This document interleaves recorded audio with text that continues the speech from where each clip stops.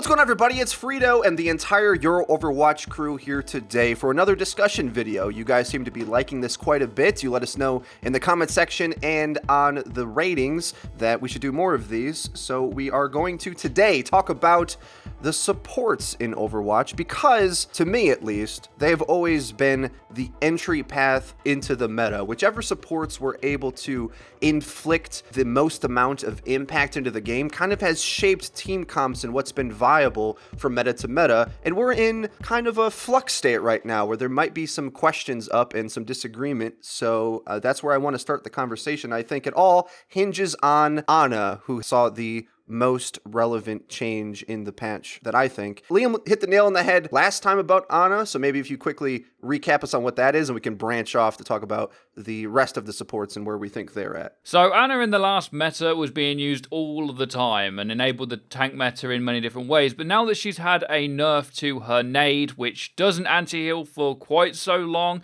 and it doesn't allow you to buff the heal for so long either, as well as the buff only being at a 50% rate, it makes it a lot harder for her to keep alive tanks and things. When you got 4 tanks on the map, she could just nade them all and then shoot one of them once or twice and they had full health again. Now that that's not a thing, it doesn't seem to have affected her pick rate so much, but it does affect the team's comp's pick rate. So if you have a lot of tanks, your Ana's got to be very, very good to sustain them, which is why we're seeing more DPS coming into play. That makes us ask the question, well, maybe we can run completely different comps now. Zen Lucio combo, dive comp, that's what we keep asking for. But it doesn't necessarily have to be the only comp, but as FREEDO says, how it feels right now is a kind of anything goes, and it feels like if someone does take triple tank, you can counter that with some form of dive comp or triple DPS, but then there's also ways to counter that, and it goes around full circle, and there's all these different combinations to counter in certain things. I don't think Ana's useless, it's just that she now doesn't just define the comp you have to play. The comp can actually change it from game to game, or even in the middle of the game to counter what the enemy team are doing. So looking at the support meta now, one thing that's still relevant to understand is that Lucio remains almost a certain pick. Obviously, that's because he has the monopoly on speed. So in the new support meta, with the different options that you're going to get, with Ana being tweaked back to just a very good option and not the absolute cornerstone of the most dominant style of play, you've got to decide as a support main or as you're building your comp how you want to play. And the second option of your support kind of determines that. And we're going to go into different options. Like,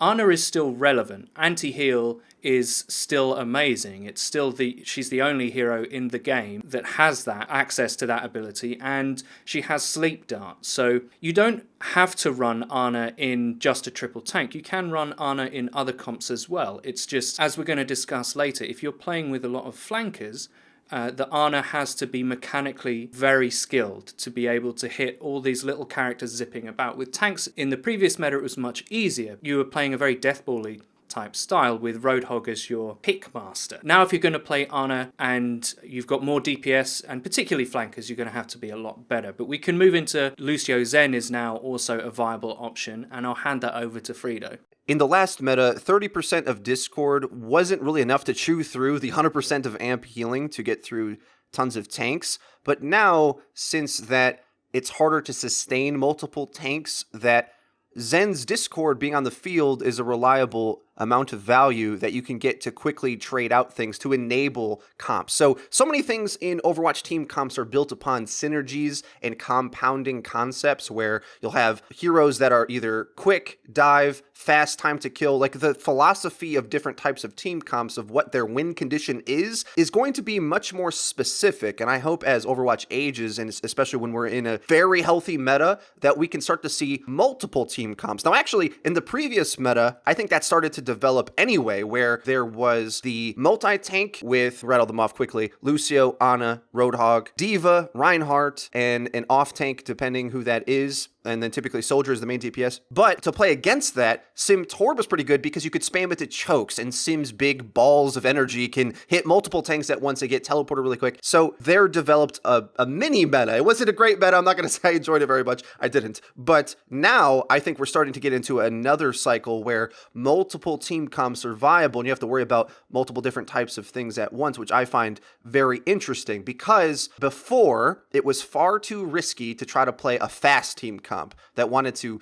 get a kill on the board quickly into that mid fight. Whereas sustain comp, which plays more deathball-y, is slower, where you want to surround yourself around the Roadhog and crowd control and playing methodically. To sustain, you want to have Ana there to keep everybody up, whereas the more dive-ish comps want to kill things quickly, and even if you have to trade out, just do it now because you don't have the healing component to heal up. So the nice thing is that I think we're in a beautiful world where these ideas are competing, and it might be the case that we find out that one is definitely better than the other, but at least in my preliminary reading of the game, it seems that there's options available. And luckily, though, something that we have to always consider is that if we reach a point where the dominant team comp seems to be a skillful one, I hope that we as a community can take a step back and just let it happen. Because far too many times before has Genji or Widow or McCree or whomever felt like they were at the top of the meta, and though I thought some of those nerfs were justified, I also thought a lot of it nerfed them into the ground to the point where the lesser skilled type of play style was able to emerge as being the best one. Now, it seems, especially if you start watching some of the pro teams right now, dive-ish comps, Genjis, McCrees are starting to come back again, and it's starting to give the game a lot of hype for me. Now, unfortunately, that's going to mean maybe that some of these slower multi-tank teams aren't as viable. We shouldn't look a gift horse in the mouth and be upset about that because we might get to a nice spot where the most skillful characters are at the top of the meta again, and that's where I think we are. The nice thing that we're at now is I think if you have a good Zen player who can do his own fragging and be good in that regard, but you have the DPS stars that can utilize the quickness of the Discord orb and your teamwork can focus things down quick, it doesn't matter what they're running. If you just run that strategy right, you can be competitive. Now, in the same token, if you have a very, very good Ana and she can, whatever your team comp is, if she can at least hit shots on them, whether that means you have a slower team comp or you have a Reaper instead of a Genji, if your Ana's not as good and can shoot the Reaper, whereas Genji can feel impossible to shoot for the enemy team and your Ana as well sometimes, unless you're incredibly skilled. Both comps seem viable to me, and that's a beautiful world to be in. But what I'm afraid is that one will become more dominant than the other just by the mere fact of how optimizing team comps work. And I don't think we should be afraid of that, actually. I'm not exactly sure where it's going to go in matchmaking, but I get the feeling that on the pro side of things, it's much harder to deal with a quick Discord fast time to kill comp than it is to play a sustainer healing Ana comp well now, because you just can't throw HP at your problems anymore. You can't just have more HP than the enemy team and then just win. Whereas it feels from watching the pro matches that I've seen thus far that teams that have devastating DPS will take over the game. So if you guys want to weigh on that, that's cool, but I think maybe we could gear towards talking about some of the other supports and where we think their viability is. I think it's unusual that in order to facilitate a higher skilled comp in terms of using Zenyatta, I think Zen is easier to mechanically play than Ana at the top level, I think. It's odd that an easier character facilitates a harder playstyle for your DPS, and obviously that's just because of Discord. And I just want to mention about Discord, there was an era of play that we joke about in the Your Overwatch team that was my favourite, where Discord was 50% and I felt like a god. Speaking realistically, Discord is it's always going to be on the knife edge of overpowered, I think. I think it's in a good spot now, and what I really don't want to happen is later on, if what FREEDO says is true and teams with devastating DPS kind of come to dominate, is that the community and Blizzard start looking at why that happens and look at Zen and be like, maybe Discord's a little too strong even at 30%. If the game does eventually develop into, if you want to play fast and you don't want to play a deathball, you're playing a much more sort of squad compy split style, and that's much more fragile, but if you have the DPS to do it, it can be much more explosive.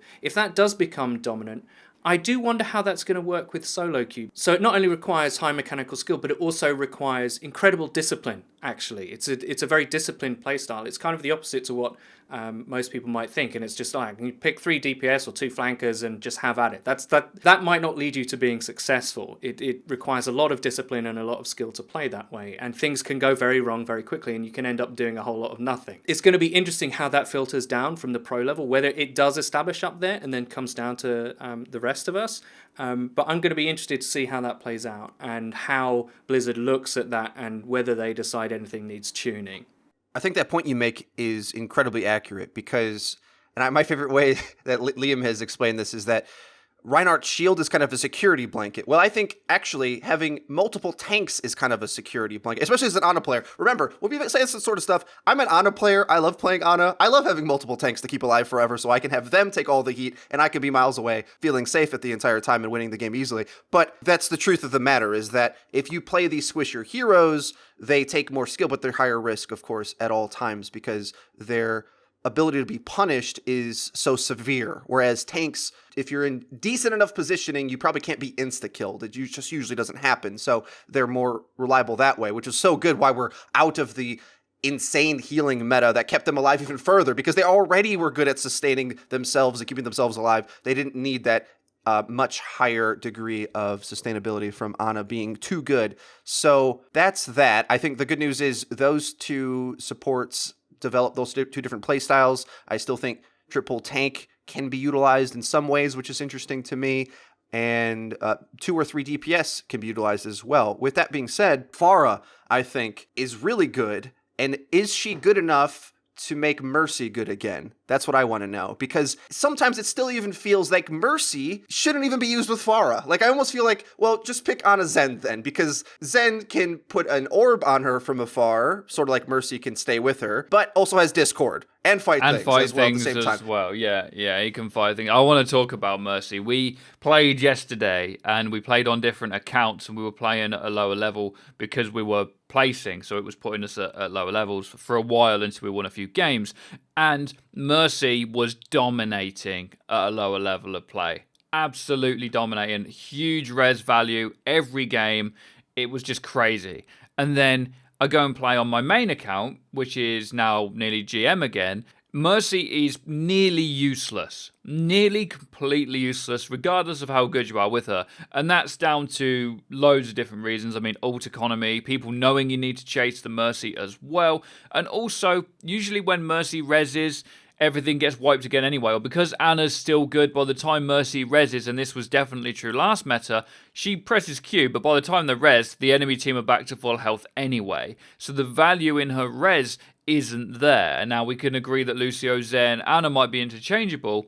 Right now, I think that Mercy is at a high level of play, at least, just not very good at all. She just doesn't have that value. Now, I don't know if people need to start talking more about whether she needs a new ability or something, but as it stands, if you're balancing the game from the top, Mercy is probably one of the weakest heroes in the game right now. It's odd, I find, with Mercy in terms of her character design. I don't know how well thought out that what I'm going to express now is, but in my mind, just from how she's designed, she should be the best healer. And I don't think she can even boast that, actually. She's certainly not the most practical healer. She has to be within a small range of someone to heal. She can only heal one thing at a time. It requires all of her attention. Now, Zen's healing is poor, okay? Let's not dress this up. His healing is very poor.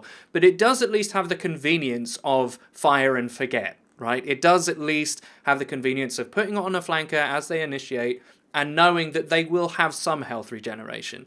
Whereas if you're, back to the Pharah point, if you're playing Pharmacy, then the Mercy is always at risk. Always. Always at risk, okay? There's 2 targets for their hit scans to shoot at. Now, admittedly, it does make it probably harder to kill one. It makes it harder to kill the Pharah, certainly. But all they have to do is look at this very vulnerable floating Swiss doctor, and then you're fighting 5v6. Her ult doesn't have the value that it once did. I go back to my first point. I don't think she's the best healer, not practically. You know, statistics-wise is a different thing. But practically, I don't even think she's the best healer in the game. So I do think she needs a bit of attention. But I think she's one of those heroes that is much like Discord, much like many things in the game. She runs a knife edge of being either useless or dominant. Without a doubt, I'd like to see Mercy get a Symmetra-esque rework. I think she needs another ability. Because here's the thing with Mercy, especially with Pharah changed now, because I think some of us might be set in the rules that were made for Overwatch multiple metas ago because Pharmacy was so good back then, but it was good for different reasons. Back then, hit scan was just bad. It was just worse, way worse. So you could play Pharah lower to the ground with a Pharmacy and it never died. But now, Pharah has the tools in her kit inherently to play miles away, where she can be at these big distances, these really high angles, and if she's playing at that distance, she doesn't take damage anyway. And it's really difficult for her to take enough damage to be insta-killed and to need the pocketing. So now, when Pharmacy is set up, you can play closer to the action, which is nice. But as a Pharah player myself, and I don't think I'm that great at Pharah, I think I'm pretty good. But if I can hit shots farther away, I can hit them more easily, I guess, but the damage is getting there one way or another. So sending that Mercy to come babysit me so I can do my job better, I don't think adds to the team as much as it feels like it does. Because if you could have done that job without getting pocketed and then once in a while getting your Zen or Ana to heal you from afar, that's much better. So as crazy as that sounds, and I never thought I would say this, I think Zen Ana is a better support combination to set up a Pharah than Mercy right now because Res is so hard to leverage, and I don't even think Pharah necessarily needs that help. And if that's the case, where does Mercy sit? Because that was supposed to be her best counterpart. Because I don't think Mercy should even be picked with any other hero besides Pharah, and I don't even think Pharah is good enough to make that combo viable for me when I think and compare to the ground level advantage you can have to having Zen on the ground. Because think of it this way, if you send Pharah in the air and you send a support, you only have 4 players on the ground, which makes it much easier for the enemy team to just push into that formation, and Pharah has to hit shots immediately and get value quickly. Otherwise, if the enemy team just has like a tracer or something,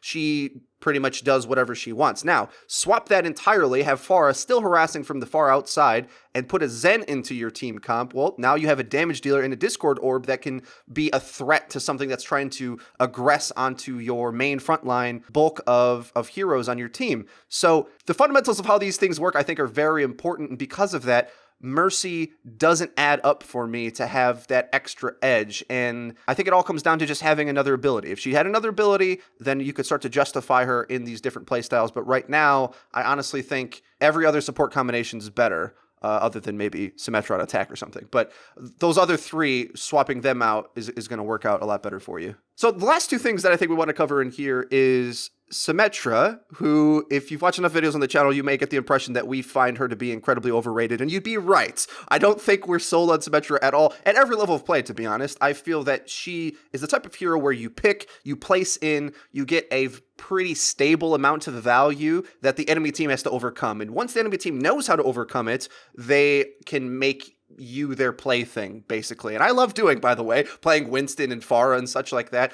If they pick Symmetra, I'm licking my chops and excited to play the next 5 minutes, as long as the team coordinates enough, of course. But I don't like Sim as a thing in the meta. I think she's highly overrated. Alas, most of the community doesn't seem very comfortable countering her. So in your games, you may find that she's very good and reliable, but I think we feel incredibly different. I am never really excited to see a Sim on my team. But funnily enough, I think Sombra is a better support than Symmetra is. And that's a very controversial thing to say. Add that to the list of controversial things I've ever said. But I actually agree with Jeff Kaplan when he says Sombra could fit into the support category because, hey, if she hacks health packs and she's sneaking around and doing all this non-direct, non-committally engaged to the team fight, that's similar to how Symmetra plays, because the thing with Symmetra is that I hate the most is that you have to dedicate your entire team comp to be able to work around her, otherwise she gets no value, because when the attack comes in, Sim has to run. Like, if Pharah's destroying her turrets and harassing the Sim, she has to just get out of there. And Sombra plays the same kind of way, where she has this weird little niche value you can set off to the side, potentially.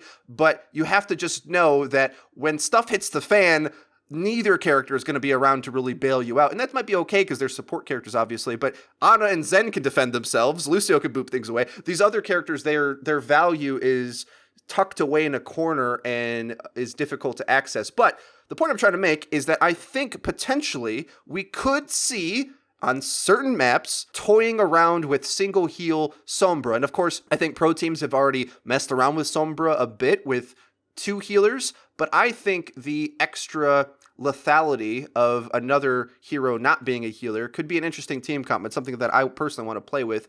But on certain maps where health packs are in an awesome spot that you could utilize as your main source of healing, you could have a more off healer, similar to the way that Ana was the main solo healer in a lot of team comps in order to sustain the multi-tank plus sim. I think Sombra could fit in the same way too. The reason why I slightly want to leave this door a bit more open is because when Sombra came out, we were in the multi-tank meta, correct? Yeah. So Ana was sick and the healing was that way. I think that Sombra can enable the squad compish playstyle in such a way that it can make things effective that otherwise wouldn't, because one problem with playing that way, and I said this at the time, I think, as well, so maybe this is kind of the chickens coming home to roost, hopefully.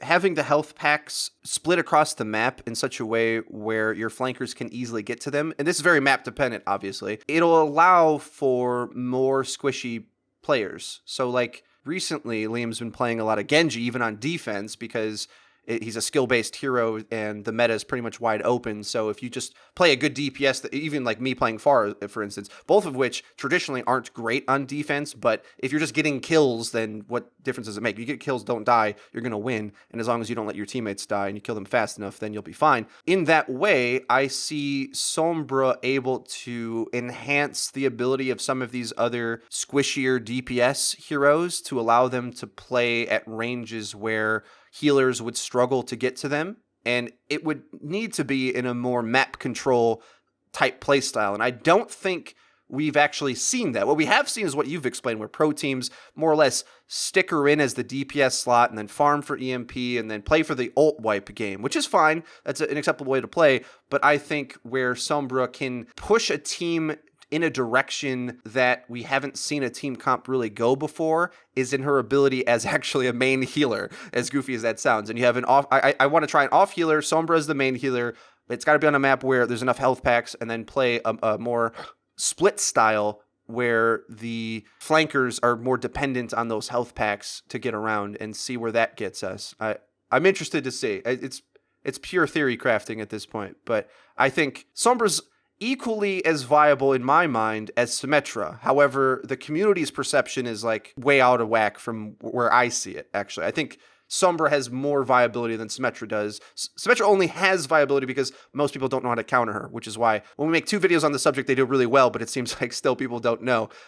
Maybe we need to make a third. I don't know, but that's it. Something I want to say about Sombra is people have asked why we haven't spoke about her so much, and it does come down to her viability. I know some people do think she's viable. Don't hate me for saying this. And I compare her a lot to Tracer. If someone does well on Sombra, I say, imagine what you could do with Tracer. And the response to that is, and it's the same response that Jeff Kaplan has also said himself, is that we see her as more of a support, a backline harasser that does things. The issue with Sombra in that situation is, if that playstyle isn't better than Tracer doing damage, even if it's a different playstyle, if it's not better and doesn't fit into the game in a way that helps you win better than something else would, then what's the point in having that playstyle? You're just playing it for the sake of it. And if that's fun, I guess that's for you. But in terms of actually winning games, Sombra is more of a win more hero, and I think we said that when she came out as well. If you're going to win with a Sombra, then you are probably going to win anyway, a lot of the time. I mean, she can carry games in super coordinated teams, and she gets the perfect EMP off when we slam the team down. But that doesn't happen often enough in matchmaking, in solo queue, for it to be that viable all the time. At least that's my take on her anyway. For me, this whole thing about Sombra's viability, and I like the idea of hacking loads of health packs so your flankers can get to it. And again, it kind of goes back to my original point of, in matchmaking, are we going to see this happen? Are we going to see this being a thing? I think it's just a little bit too hard to run with people that you don't know. I think it's very, very difficult. And I will put a disclaimer in here because I sound like I've been mean about Mercy and Sombra and Symmetra today. But so Mercy, I actually don't like. I think she's a massive pain, but she's not in the right place and she does need to be better. And I'm not biased in any way, even though I don't like the playstyle. I hate Res. It drives me crazy. But she's not good enough and she could do with a bit of a change. And the same with Sombra. I feel like Sombra isn't in the right place. And even though I've said she's not that great, you might as well take Tracer because her playstyle doesn't fit into the game as it is. I'd love to see that playstyle be viable because that's my kind of playstyle, is being a pain in the ass for the enemy team. But I just don't feel like it's good enough or easy enough to implement to be viable often enough to use. So I would like to see both of them heroes changed, reworked, buffed. I don't know what the word is really, because some heroes drop in and out of the meta, just like Genji is and McCree currently, it seems, with this new meta when things change.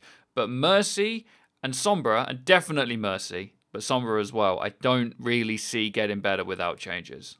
I think the last main thing to remember really as well about these supports, other than Mercy probably needing a buff, Zen, as a lot of heroes like Genji and McCree will be coming in and out of the meta, Lucio and Ana are still so good for one simple reason, and that's that they both have a unique ability that's very strong. Lucio's speed boost is probably the best ability in the game, and Ana's nade is probably the second. They're both incredible, and the other two healers don't have that. And until more heroes are in the game that have multiple abilities that are similar in some kind of a way, like another kind of speed boost, even if it was only on one teammate or something, or another kind of anti-heal, even if it was only on one other enemy or something, or slow, or something that was competitive with a different playstyle. Yeah. It's not, you're not going to see those two heroes drop out of the meta. And Ana still has Sleep Dart, which, by the way, is probably the third best ability in the game. So overall, them two were just too good to drop out of the meta ever until something else can replace it. The issue with Lucio is that the way Overwatch and even shooter games are played is that positioning matters so much that if you can get positioning where they can't, you win fights. That's why Speed Boost is so good. I think that's the most concise way for me to explain it. That if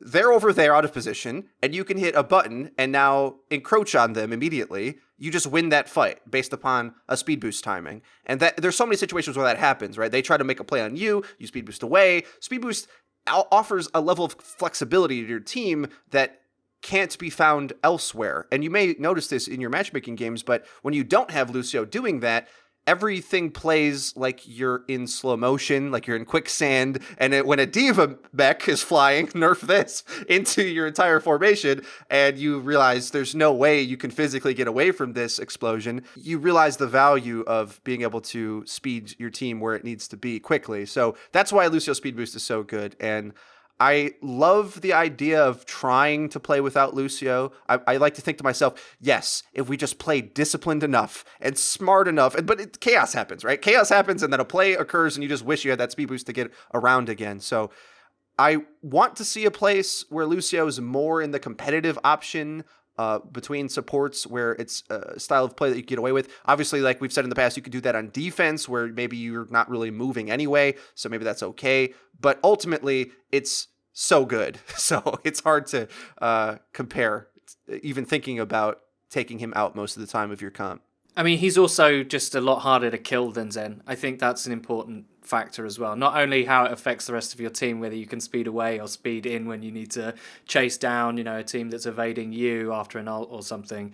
Just the fact that Zen is a glass cannon, so he offers much more fragging potential, unless you're playing on a map with loads of ledges, and then Lucio can become a DPS. But the truth is that Zen offers more fragging, but he is much more fragile. So if you're being dove all the time, then Zen can be hard to make work. So Liam is definitely right in that those two supports in Ana and Lucio, I still consider them at the top of the tree. But obviously as a Zen player, someone who loves Zenyatta, I want to use him more, and it can work, right? So it's not that Sleep Dart and Nade aren't things that can swing a fight. They absolutely can, and Zen doesn't have one of those. He doesn't have, I mean, I suppose he has Transcendence, but you can just Nade that. That's how good the Nade still is, right? Zen has consistent value if you're a good Zen player, and if your DPS are taking advantage of what you're discording. Whereas I think Ana can swing a fight with huge momentum plays that are kind of individual, and she's just generally